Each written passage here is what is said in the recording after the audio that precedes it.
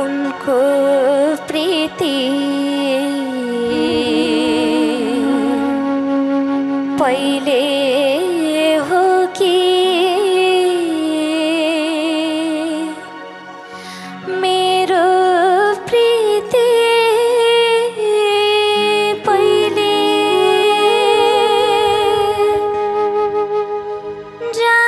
जान्दिन म एकैचोटि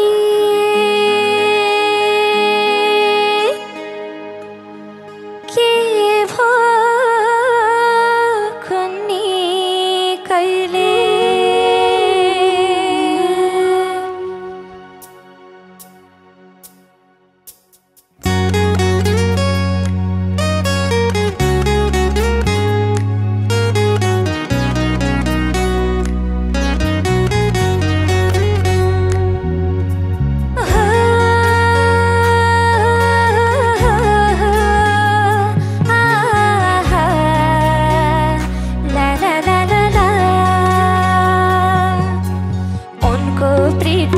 पहिले हो कि मेरो प्रीति पहिले जान्दिन म एकैचोटि के भो कुन्नी कहिले उनको प्रीति पहिले हो कि मेरो प्रीति पहिले जान्दिन म एकैचोटि के भो कुन्नी कहिले हो जान्दिन म एकैचोटि के भो कुन्नी कहिले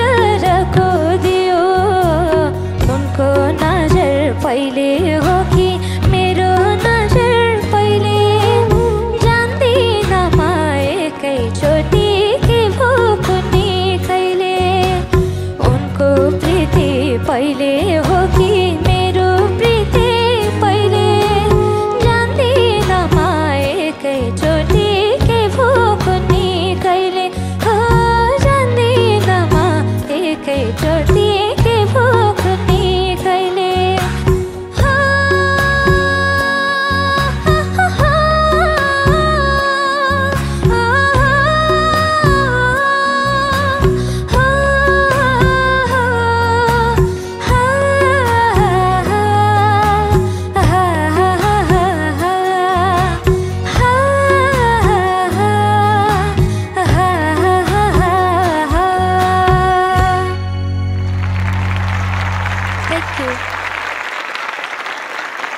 कम्प्यारिटिभली मैले अझै धेरै एक्सपेक्ट गर्छु गङ्गाबाट। अन्तराको हाई पार्टमा एकदमै स्ट्रगल गरिरहेको थियो गङ्गाले। प्रमिसिङ गायिकाको चाहिँ आगमन भए जस्तो फिल भएको थियो मलाई, जुन हिसाबले तपाईँको चर्चा भइरहेको छ अहिले यति छिटै।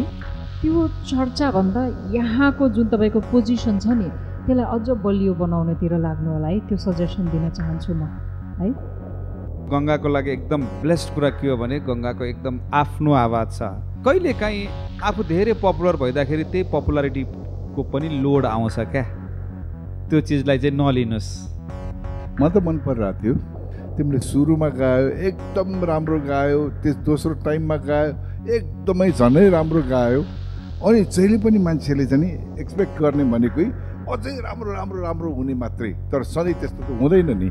अनि गीत चाहिँ नि तिमीले जसरी मनले गाउँथ्यौ नि, तिम्रो जुन एउटा इनोसेन्स छ नि त्यो गीतमा, त्यसलाई चाहिँ नि तिमी कहिले हराउनु नदिने। मैले चाहिँ नि एकदम मिठो आवाज सुनेको भनेको तिम्रै हो है।